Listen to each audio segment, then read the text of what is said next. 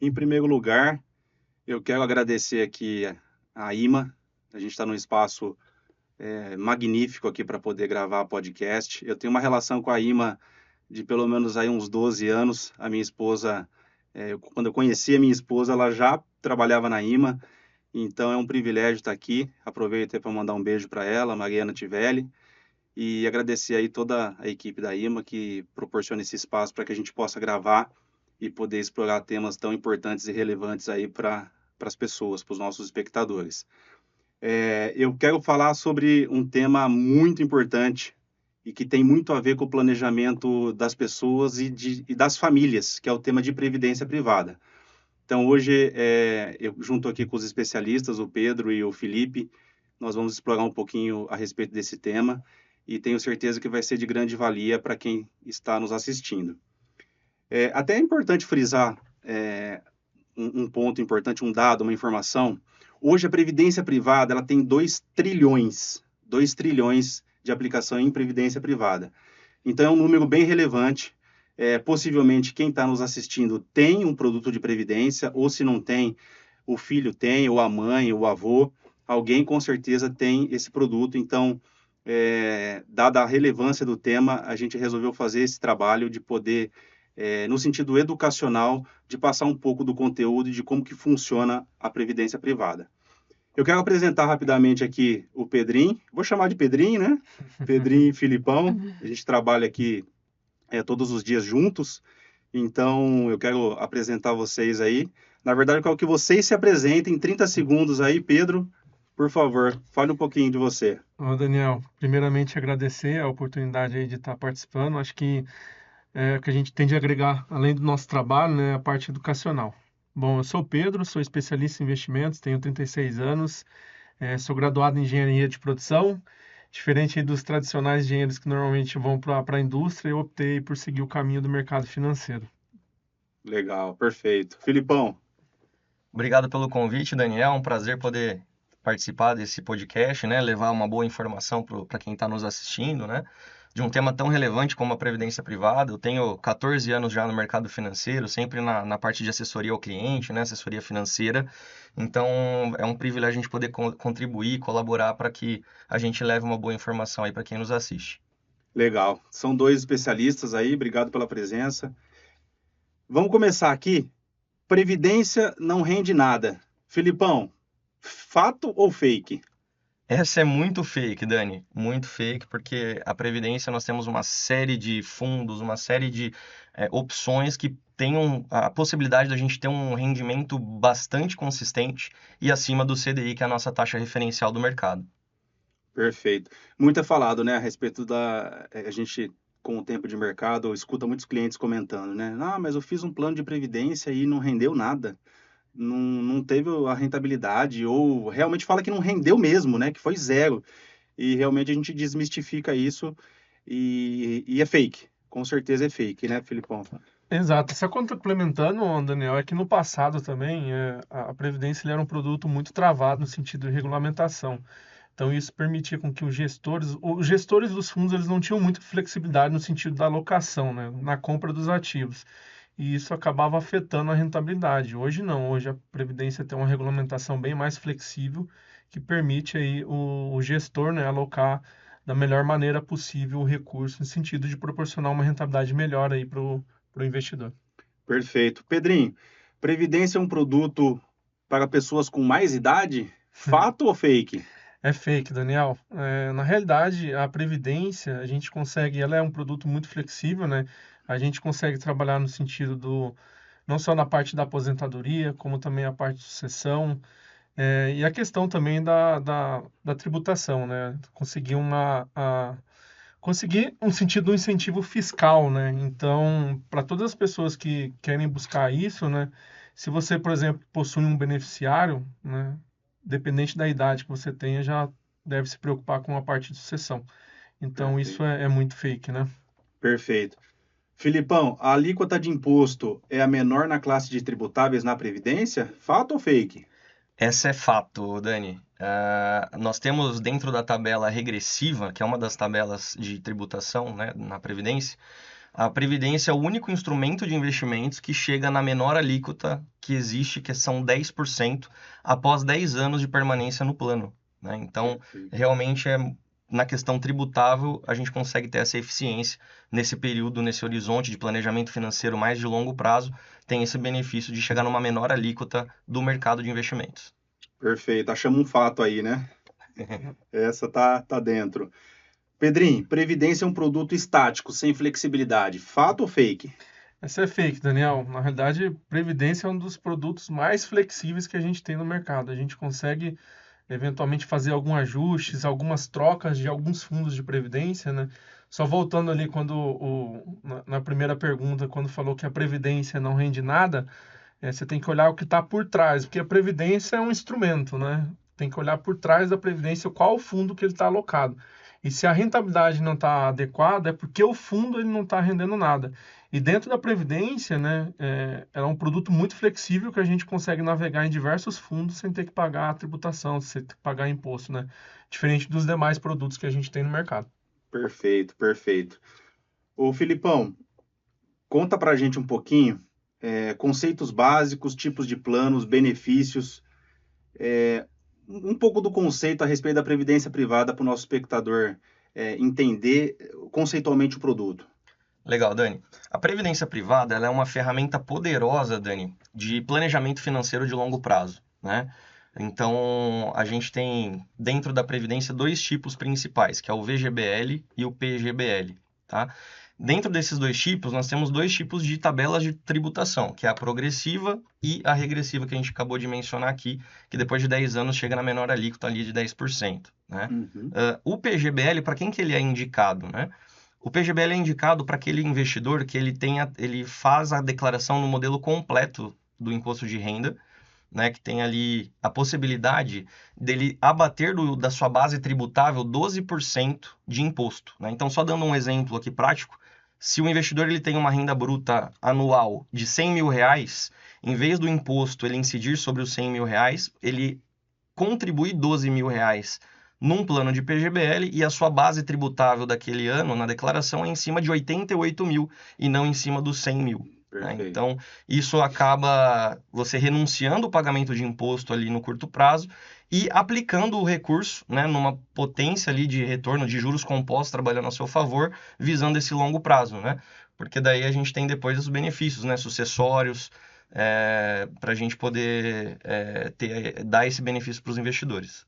Perfeito. Então, lembrando para o nosso espectador, o PGBL ele conta com o benefício fiscal, correto? O PGBL. O VGBL, a gente vai explorar um pouquinho mais para frente, é aquele que não tem o benefício fiscal, no entanto, a tributação, como é que funciona? Explica um pouquinho para o nosso No espectador. VGBL, Dani, a tributação ela é sobre o rendimento, né? Aí Ok. como as demais aplicações financeiras, e de acordo com a tabela escolhida ali de imposto, né?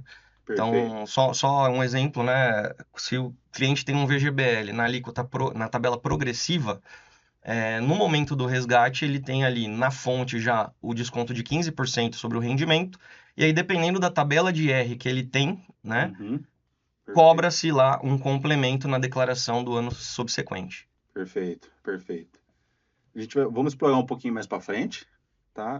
A respeito desse ponto, que eu acho que muitos dos nossos espectadores têm dúvida, né, a respeito desse ponto da tributação. Então, a gente vai falar um pouquinho mais para frente. Ô, Pedrinho, vantagens da previdência privada, em comparação, inclusive, com a previdência pública. Hoje, se a gente fizer uma análise aqui bem sucinta a respeito da previdência pública, a gente sabe que passou por uma reforma recente a previdência pública, por conta do seu déficit e da necessidade de reestruturação. E aí a gente entende que hoje a previdência pública ela está num momento que ela pode não honrar com os seus pagamentos lá mais para frente. O resumo é esse. Qual que é a vantagem de uma previdência privada hoje? O que a gente poderia falar para o nosso espectador em fazer uma previdência? Quais são as vantagens? Acho que a principal vantagem, Daniel, assim, é assumir o protagonismo da sua aposentadoria, né? Não depender de decisões, né, externas para, de fato, ter esse planejamento na hora de fazer a sua aposentadoria. Porque Se a gente pegar a Previdência Pública, ela tem um teto máximo, né? Vamos imaginar uma pessoa aí que ganha R$ 20.000 por mês, né? O teto da Previdência Pública, ela é de 7.975. Então, se a pessoa tem um custo de vida maior do que isso, naturalmente, se ela não se preparou para a sua aposentadoria, ela vai ter que perder a sua qualidade de vida, vai ter que reduzir os custos e assim sucessivamente.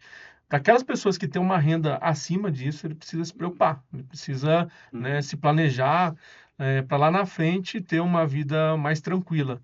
E normalmente o pessoal acaba. Existem estudos que comprovam que o quê? Quando a pessoa se aposenta, o custo de vida dela aumenta, ela não diminui. Por quê? Tem mais tempo, né, para fazer as atividades do dia a dia, seja passear, viajar. Também tem os gastos com saúde, que a gente sabe que tratamento de saúde não é barato. Plano de saúde, caríssimo, né? Exato, caríssimo. Então, as pessoas realmente precisam ter essa preocupação e não terceirizar a sua aposentadoria, deixar para decisões externas. Eu acho que a principal vantagem realmente da previdência privada é assumir o protagonismo, da sua aposentadoria. Perfeito. É um ponto crucial, eu acho, pensando num planejamento mais de longo prazo. Nós, as pessoas em geral, mas o investidor, a gente tem um trabalho bastante no sentido educacional de mostrar o longo prazo, né? De começar a pensar médio e longo prazo. E aí esse ponto que você levantou é fundamental. Você falou da parte de saúde, até mesmo de remédios, né? Quando Exato. chega uma certa idade, a gente sabe que o custo hoje de medicamentos é muito alto, então o custo de vida acaba aumentando bastante, né? Quando atinge uma certa idade.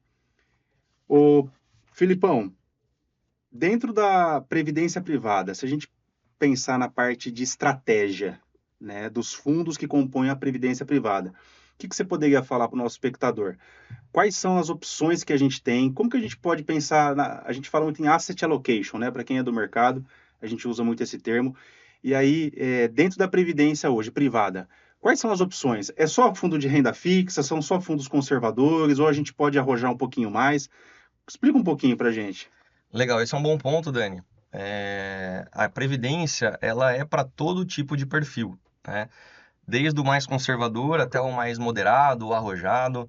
Porque dentro da previdência a gente tem é um instrumento muito flexível. A gente tem uma gama muito grande de produtos, né, que englobam todas as classes de ativos que nós temos no mercado hoje, né? Então, de acordo com cada perfil de cliente, né, claro que a gente vai adequar isso ao perfil, né, mas a gente consegue trabalhar nas 3 classes da renda fixa, né? A classe DI pós-fixada, ou CDI, a classe pré-fixada, a classe indexada à inflação de juros reais, né? Sim. A gente também tem a possibilidade de acessar o mercado de multimercados, que é também uma classe mais volátil, mas que tem um potencial de trazer um retorno a longo prazo muito interessante, bastante consistente. E também renda variável dá para trabalhar também, tanto no mercado nacional, fazendo essa exposição ao Ibovespa, como também no mercado internacional, nas bolsas internacionais, no S&P 500 nos Estados Unidos, o Eurostoxx na Europa, bolsas do Japão, enfim. A gente consegue acessar todos os índices de mercado, fazendo ali dentro. Cada instituição vai ter uma recomendação em o quanto percentual em cada classe ali para cada perfil, né? Mas dá para a gente fazer essa diversificação com cada classe de ativo dentro de um portfólio, que esse portfólio diversificado ao longo do tempo, nós vamos passar por diversos ciclos econômicos, e quando você tem um portfólio diversificado, esse portfólio consegue surfar esses ciclos e entregar retornos consistentes para o investidor. Eu acho que o ponto que você menciona é possível ajustar de acordo com as necessidades do cliente e de mercado, qual que é a posição que a gente vai ficar a depender das condições, né? Então, o cliente começou ali numa classe de renda fixa. Durante o período, ele quer colocar um pouquinho mais de risco. Ele tem essa possibilidade, correto? Correto. Ele eventualmente começou numa classe mais arrojada, mas aí por umas condições de mercado ou o cliente não está se sentindo à vontade, a gente também consegue trazer essa estratégia para uma classe mais conservadora, correto? Correto, Dani. A Previdência é o único investimento flexível que a gente consegue fazer a transferência entre fundos, né, sem precisar resgatar, pagar o imposto de renda e depois reaplicar em outra opção. A gente consegue simplesmente tirar a reserva de um fundo que talvez não faça mais sentido ali para o momento ou para o perfil do cliente, né? Perfeito. E transferir para outro que está num momento melhor, que faça mais sentido ali para o momento ali, tanto econômico quanto do momento de vida do cliente. Então a gente Perfeito. consegue fazer essa flexibilidade, ter essa flexibilidade de transacionar a qualquer momento a troca desses fundos. Perfeito. Vale destacar para o nosso espectador que a gente está falando aqui de planejamento sucessório dentro desse produto. A gente está falando de possibilidades de flexibilidade, né, de asset allocation, de poder mudar de classe de produtos dentro da Previdência sem mexer com tempo e nem imposto, correto? Exato. A gente falou também de benefício fiscal para aquele que aplica na tabela, na modalidade, na verdade, né? Não é na tabela, na modalidade do PGBL, que aí ele tem o benefício fiscal. Então, a gente está listando aqui uma série de benefícios que esse produto entrega que traz uma vantagem para o investidor muito relevante, né? Exato. Muito importante. Eu acho que é importante, o Daniel, realmente que para aquelas pessoas que, vamos dizer, têm uma crença do produto, que o produto é ruim, eu sempre falo, né? Não existe produto ruim é bom ou bom. Existe aquele produto que é inadequado ao perfil do investidor, seja perfil, questão de risco, seja a parte de necessidades. Então, acho que é importante para você que tem uma crença negativa da Previdência, estudar um pouquinho mais e olhar esse produto com carinho, porque ele é muito flexível, ele é muito bom mesmo, né? Então, a gente consegue trabalhar com várias possibilidades, né? Dentro do cenário, parte desde aquele investidor que é mais conservador, daquele mais agressivo, né? Então, é importante olhar com esse produto com carinho, sim. Perfeito. Eu quero explorar com vocês um pouquinho mais a respeito do planejamento sucessório, que acho que a gente passou um pouco rápido, e aí eu gostaria de falar um pouquinho mais. Dentro da Previdência, no planejamento sucessório, como que funciona esse planejamento? No caso do titular do plano caso venha a faltar o titular do plano, correto? Exato. Como que funciona essa transição? Você explica pra gente, Pedrinho? A previdência privada, né, diferente dos demais ativos, sempre quando ocorre o falecimento do titular, todos os recursos, investimentos que estão fora da previdência, eles são bloqueados. Seja numa renda fixa tradicional, mercado de ações e assim sucessivamente, né, os fundos tradicionais, esse recurso, o titular morreu, o recurso é bloqueado. E os beneficiários não têm acesso a esse recurso enquanto não entrar com o inventário, né? A Previdência, não. A Previdência você já deixa o beneficiário, o destino do recurso para os seus beneficiários. E assim, o processo é muito simples, é muito rápido. Dependendo ali do período de cotização do fundo, né, o beneficiário recebe de 5 a 10 dias úteis. Então, vai direto, sem passar por um processo de inventário, não paga o imposto de ITCMD, Perfeito. né, que Uma acaba vantagem, sendo... né? Uma grande Exato, exato. vantagem.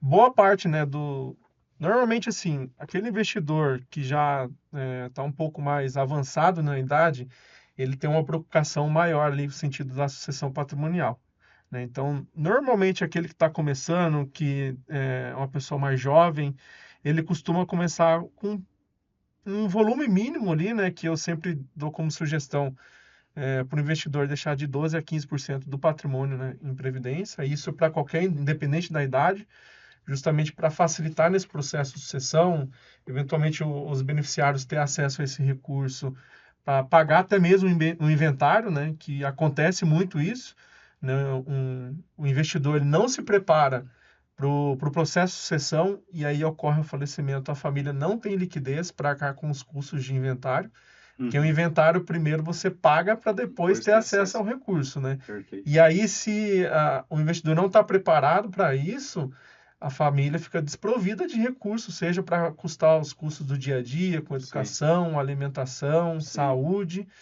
e também para pagar um inventário.